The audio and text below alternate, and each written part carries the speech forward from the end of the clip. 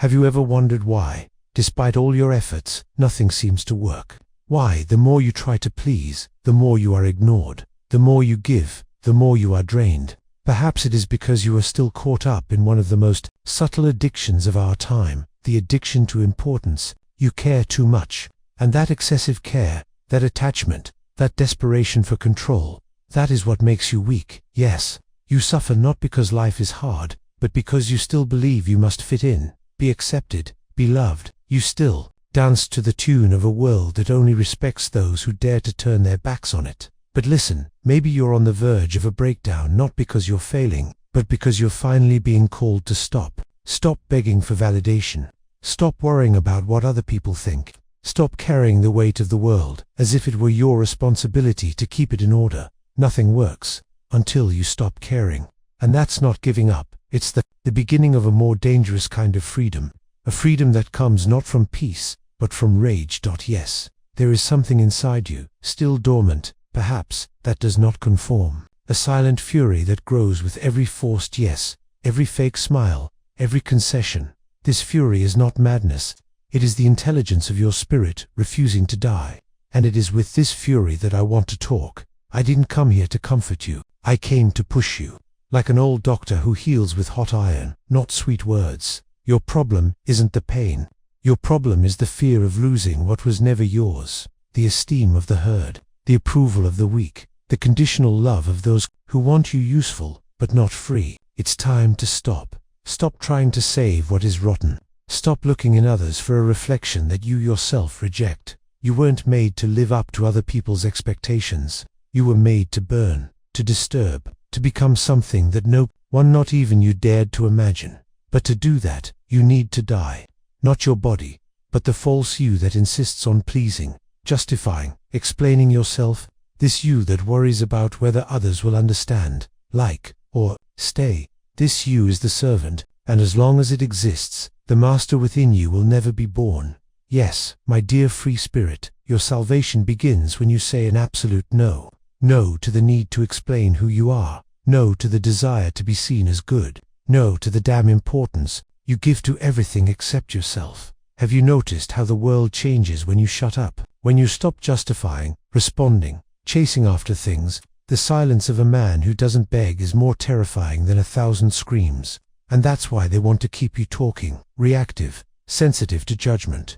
They want your noise, because they're afraid of your silence. When you stop caring, you break the game. You turn the tables. Others start to squirm, not because you scream, but because you no longer need to scream. You remain. You refuse. See, the resentful shout because they need to be heard. The strong are silent because they no longer need to prove anything. Silent fury is not apathy, it is power in its purest form. It is the force that gathers before it creates. It is Dionysus before the dance. It is the lightning before the thunder. But be careful, don't confuse this with coldness or cheap indifference. It's not about becoming cynical, it's about regaining your psychic energy, the energy you've been giving away to everything outside yourself. Because as long as you live reacting, you'll be stuck in an eternal cycle of powerlessness. You have to cut the strings, cut not only relationships, but reflexes. Cut the habit of worrying about what others think, what they expect, what they're going to say. You are not a puppet. Carl Jung called it individuation. I call it the will to power. The life force that doesn't ask for permission, that doesn't justify itself, that doesn't live to please, but to grow. You only start living for real when you stop caring about survival. Because as long as you're trying to maintain the minimum, you'll never dare to create the maximum. Who? Are you still waiting for permission from your father, society, a dead god, an invisible audience watching you with eyes you invented yourself? It's time to tear up the silent contracts, those invisible pacts that make you respond quickly, smile when you don't want to, give in when everything in you screams no. That's not kindness, it's self-abandonment, and the price of that is your soul. Take a good look. No one respects you for always being available, for always being there, for being predictable, meek, convenient. The world respects those who know how to disappear, those who know how to impose their absence, those who know how to say no without fear, without excuses, without pity. There is a fury inside you that has been taught to be ashamed of its existence, a force that has been tamed with guilt and morality. It's time to set it free, not to destroy the world, but to build yourself, because this fury, if embraced, becomes creation. If repressed, it becomes disease. What you call anxiety, frustration, anguish, today, is not fragility. It is misdirected power. It is life wanting to break through the walls of a reduced existence. That's why I say, stop. Stop begging for love. Stop offering explanations. Stop trying to control the narrative. Silence will be your revenge. Indifference, your weapon. Distance, your temple. But beware, this only works when it comes from an inner decision, not an emotional trick. It's not about walking away so that others will miss you. It's about walking away because you no longer depend on the presence of others. It's not about keeping quiet to manipulate. It's about keeping quiet because there's no need to speak anymore. It's the silence of those who have gone through hell and come back with eyes burning with clarity. Now, tell me, how long are you going to care? How long are you going to consume yourself for those who have never seen you? How long are you going to offer the best of yourself to those who only came for comfort? You have a choice. Continue to be the emotional puppet of a system that feeds off your energy ...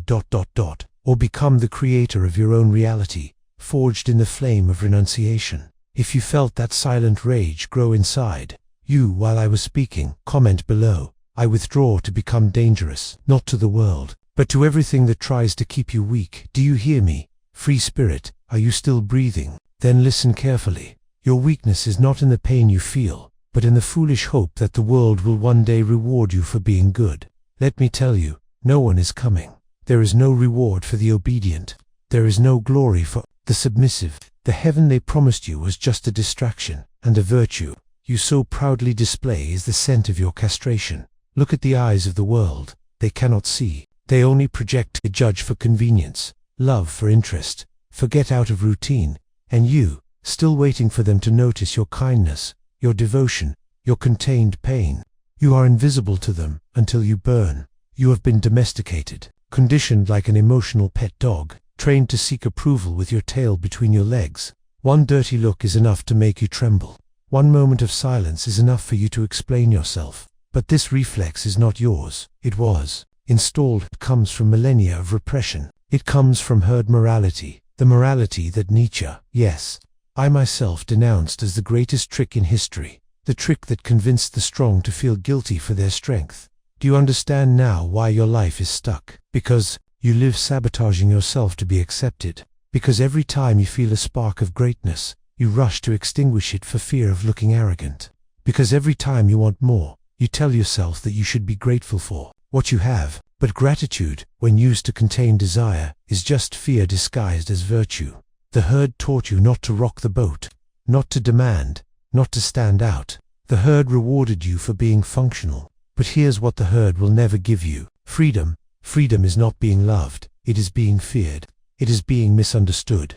It is being the storm that doesn't ask permission to fall. You need a break. A split between the old you, the one who cares too much, and the new you, born out of the desperation of finally not needing to please anyone anymore. The new you doesn't defend itself. It doesn't apologize for existing. It lives as if every day were an attack on the mediocrity of the world. And here's the brutal truth. Those who care the most are the ones who bleed the most, because they give everything without discretion, because they think their value lies in serving others, because they confuse love with submission. But true love begins with contempt for one's own cowardice. True love is to say yes to life, but only those who have killed the no's they inherited can say yes. You say, I'm too sensitive, but maybe your sensitivity is just a shell to hide the cowardice of being hated. Maybe you're afraid of being rejected, not because you're fragile, but because you still believe you need the acceptance of the weak to feel whole. But the strong don't seek an audience, they seek the abyss. I ask you, when was the last time you did something you knew would upset you, but did it anyway because it was your truth? When was the last time you didn't keep quiet? When was the last time you chose fidelity to your soul over loyalty to your image? Most people live as shadows of themselves, predictable figures who say what is expected, feel what is allowed, post what will please others, but not you, not anymore. You are hearing my voice because something in you can no longer take it. That something is your silent fury, not the fury that destroys on impulse, but the fury that builds with precision. The fury that says, enough. The kind that doesn't need to shout to be heard. The kind that withdraws and haunts. But beware, the world will test your resolve. When you stop responding, they will call you cold. When you stop pleasing, they will call you arrogant. When you say no, they will call you selfish. When you shine without apology, they will call you narcissistic. Ignore them all. These labels are the cries of the herd in panic at your liberation. They are signs that you have strayed from the script, that you have become dangerous, because you can no longer be controlled by guilt. You were not made to fit in. You were made to create, and creation requires destruction. Yes, you will have to destroy the good son, the good colleague, the good partner, these masks you wore to be loved, but which today suffocate your being. Tell me, what are you still trying to save? Your reputation, the image of being evolved, a relationship that has already rotted, an identity that only causes you pain. How long will you sustain lies with the sweat of your soul? It's time to cut, to bleed what is already dead, to burn the bridge between you and the expectations of others. Life does not respect those who hide. Life blesses those who dare to live with scandal and intensity. And that's why your suffering isn't a punishment, it's a warning. It's life saying, either you explode or you implode. And imploding is what you've been doing, silencing your anger, your power, your desire for transcendence. But rage doesn't accept cages. It builds up, twists, until it burns everything or sets you free. So free yourself. But do it quietly. Do it with the coolness of those who know exactly what they came to do in this world. Dismantle illusions. Don't react. Transcend. Don't debate. Walk away. Don't prove, be. And when they ask you why you've changed, why you're so different, look them in the eye and say, because I stopped caring. If you feel that this cut needs to be made, comment below. I burn my mask in silence. Burn the mask of the good guy, the balanced guy, the understanding guy. Dress yourself in presence, in absence, in power. You wonder why everything seems to slip through your fingers, why loves die, friends drift away, plans fail. But what if I told you that this is necessary, that everything that is falling apart is what was held up by lies? That collapse is not the end, it is the birth of the real. You were taught to give, to yield, to understand, but you were never taught to preserve yourself, to deny, to assert yourself, to say, I am not what you want, in the name of peace. You nullified yourself, and now, what you reap is absence, coldness, contempt. Don't be surprised. The world despises those who don't respect themselves, and the more you try to prove your worth, the more it slips away. Because worth isn't proven, it's asserted, it's lived, it's imposed like a sharp blow. And that assertion begins with the most brutal of renunciations, the renunciation of being loved. Are you ready for that? Ready to be hated, forgotten, misunderstood? Because that is the price of freedom. The weak want understanding, the strong want vertigo, and the summit of freedom is a lonely place, where you hear only your own voice, and learn to trust it. But understand, this stopping caring is not emotional coldness, it is spiritual alchemy. It is the transmutation of I need to be accepted into I am enough. It is the passage from the reactive to the creator. Because as long as you are stuck in the desire for approval, you will be a satellite orbiting the expectations of others. But when you break through that ... you will become the sun. And the sun doesn't ask permission to shine. And here begins the interrogation. The moment when we tear away the veil and look in the mirror without mercy. Are you ready? Why do you respond so quickly to messages, even when you're exhausted? What are you afraid will happen if you take your time? Why do you justify yourself so much? Who taught you that you needed to explain your existence? Why do you still try to please people who have proven they don't see you? Why do you feel guilty when you choose yourself? Where does this idea come from that taking care of yourself is selfish? Why do you tremble in the face of rejection, as if it would kill you? Why do you still think you need to deserve love, when loving should be a free act? These questions are not accusations, they are scalpels. Each one cuts away a layer of the lie you carry like skin. And if they hurt, it's because they're close to the bone. But it is in that bone that your strength lies, your truth, your freedom. Most people run away from these questions. They run back to the vices of distraction, social media, TV shows, toxic relationships, superficial spirituality, anything to not feel the emptiness. But emptiness is the birthing room of the new you. Only those who can endure absence can generate presence. You need to be alone, not out of bitterness, but out of necessity. Loneliness, the thing you fear so much, is the only thing that can heal you, because in it there is no applause, there are no likes, there are no reflections, just you, naked, raw, indigestible. That is where you will discover that you don't need to be admired, that you don't need to be understood, that you don't need to be loved by anyone except yourself. And that's not ego.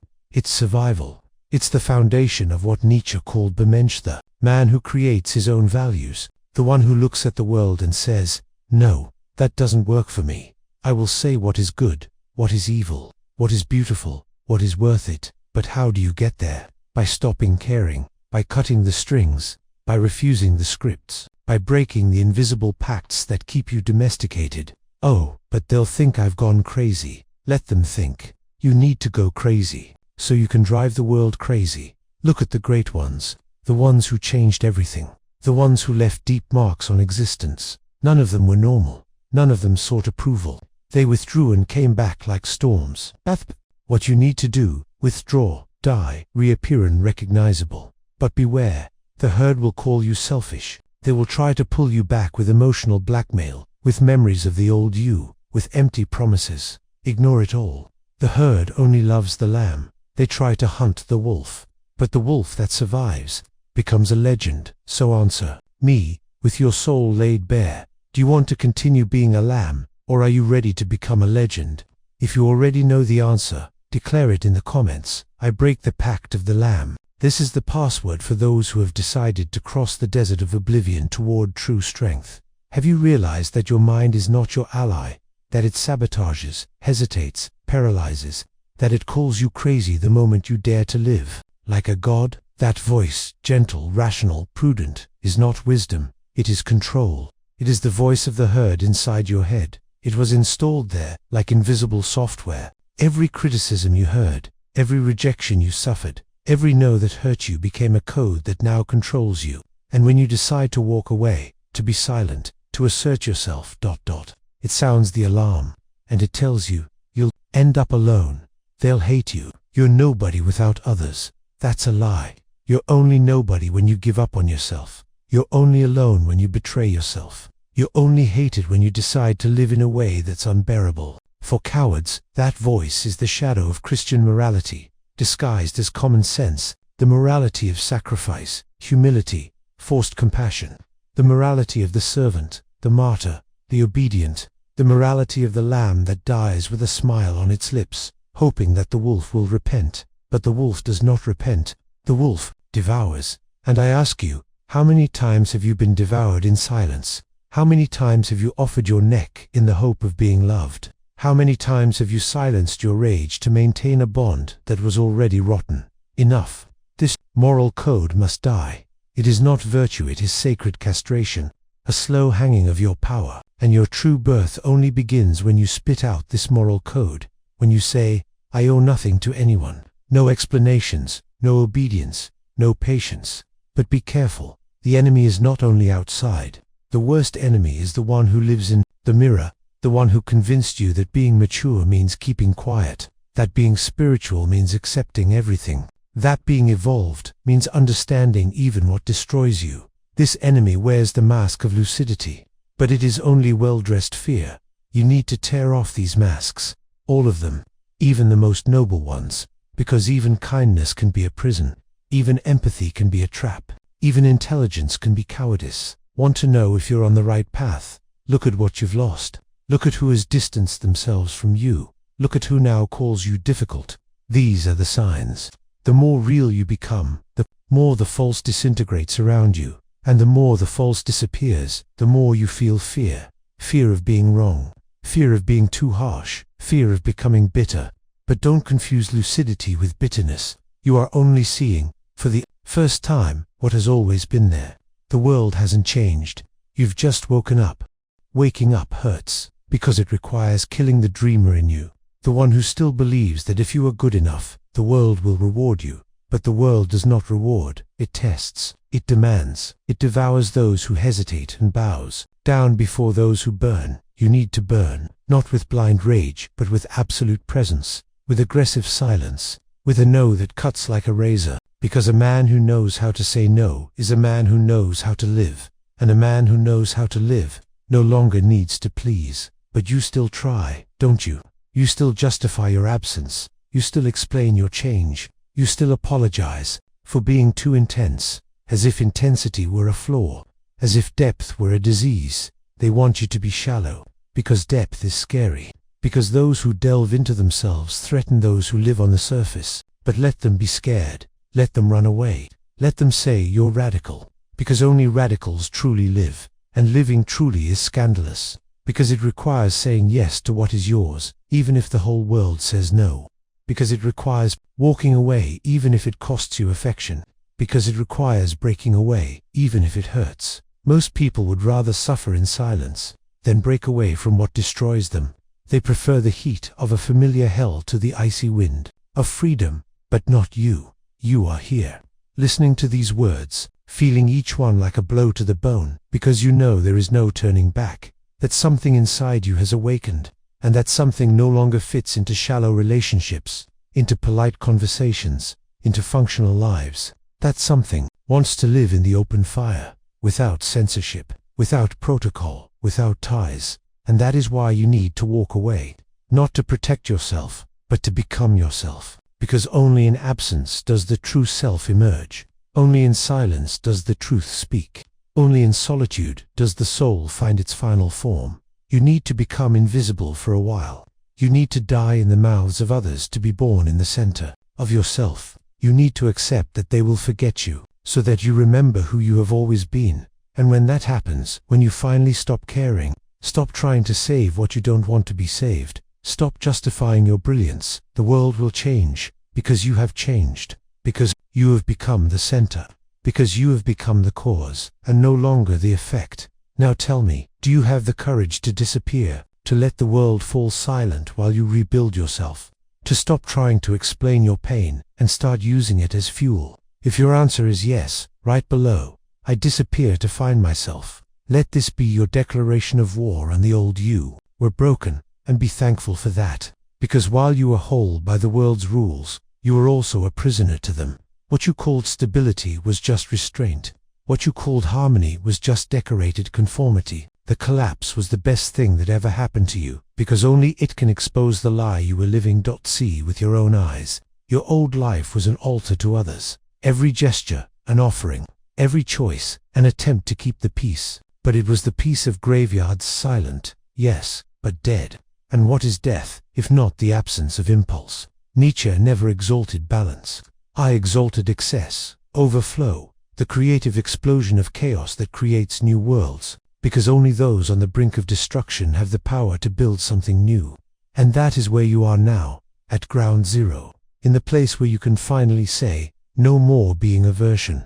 I will be the origin. But don't expect applause. Those around you, accustomed to your old version, will try to reduce you to your previous form. You've changed, they will say, and you will look them in the eye and say, yes, I was born.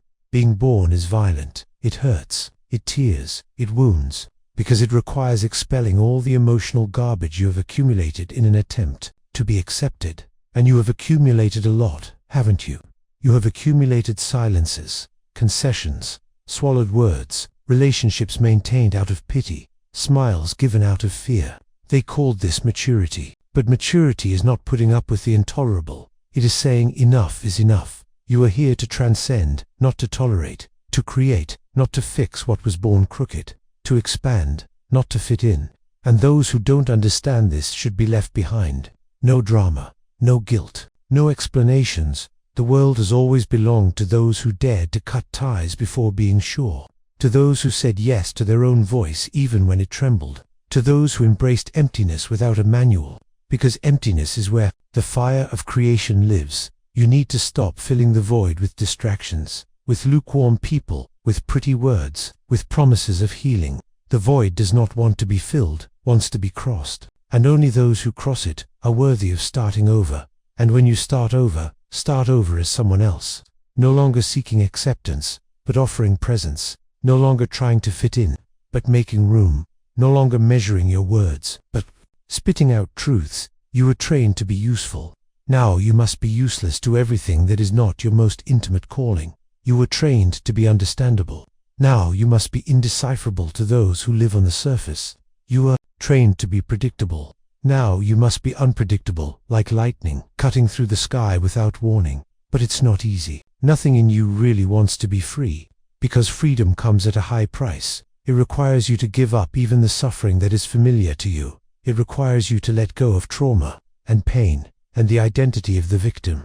And here's a brutal secret. Many of you continue to care because it's more comfortable to be a victim than to be responsible. It's easier to say they hurt me than to say I stayed where there was no life left. It's more comfortable to blame than to break away, but the free spirit takes the risk. He stops blaming, he stops explaining, he stops waiting. He does with blood, if necessary, with renunciation, with absence, with detachment. Do you still want to be understood? Do you still want people to know your story, your reasons, your motives? Then listen to this. Great people are not understood, they are felt. They are a presence that changes the room, a silence that unsettles, a departure that screams. You need to learn the art of distancing yourself, of disappearing, of strategic absence, because the world only respects what it fears losing. And those who are always available are like common currency, useful, but worthless. Do you want to be rare?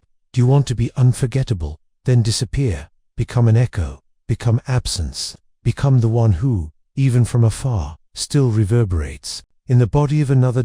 Not through manipulation, but through strength. The strength of those who no longer need to be remembered, because they have become unforgettable. And for that, you need to abandon everything that makes you ordinary, including your favorite pains, including the story you repeat to justify your passivity, including your attachment to the image you have built of yourself. It's not time to evolve, it's time to be reborn. And being reborn requires dying with scandal, dying to the opinions of others, dying to being nice, dying to letting it go. Don't let anything else go. Take what is yours. With your teeth, if necessary. Tear off the fantasy of peacefulness and put on the skin of the Creator. Creator of yourself. Creator of the world. Creator of truth. If you feel you are ready for this, to die and be born in your final form, write in the comments, I killed the servant to be born as the Creator. This is the password for those who have decided to leave the cave, not as victims of the light, but as its emitters. You've been through it all. Through pain, silence, loneliness, heartbreak. You died 1,000 times along the way. You died as a lamb, as a servant, as one who needed to be loved. Now there is only one path before you, to become a creator. No longer the one who seeks meaning, but the one who imposes meaning. And here is the ultimate truth. Nothing worked because you were still living with the shackles of the world. Because every step you took was an attempt to be accepted. Because every gesture, even the most daring, still carried the poison of hope. The hope of being seen, understood, welcomed. But true creation is not born of hope. It is born of the total abandonment of hope. You only create when you expect nothing more. When you no longer depend on approval, affection, or results. When you are willing to burn alone, solely out of loyalty to what pulses within you, and what pulses within you now. If you have been worthy of this journey, is an indomitable force, a presence that no longer conforms to anything, a gaze that no longer asks for permission, a being that does not bow down before beauty or pain. Yes, you will still suffer, you will still feel loneliness, you will still hesitate, but now you know the way. You know that suffering is not an obstacle, it is seasoning. That loneliness is not punishment, it is a laboratory. That doubt is not weakness, it is precision of spirit. You are no longer reactive, now you are the center. You are the pulse that generates movement. You don't wait, you summon. You don't beg, you create. You don't ask, you take. And if the world calls you arrogant, insensitive, radical, smile, because that is the price of being free in a world of emotional slaves. Nietzsche said, man is a rope stretched between the animal and the Superman, a rope over an abyss. Now you know what it's like to walk on that rope. You no longer belong to the herd, but you have not yet reached the firmament of total creation. You are a bridge, but you are a bridge that burns, that roars, that does not bend under the weight of others, a bridge that only lets through what is worthy.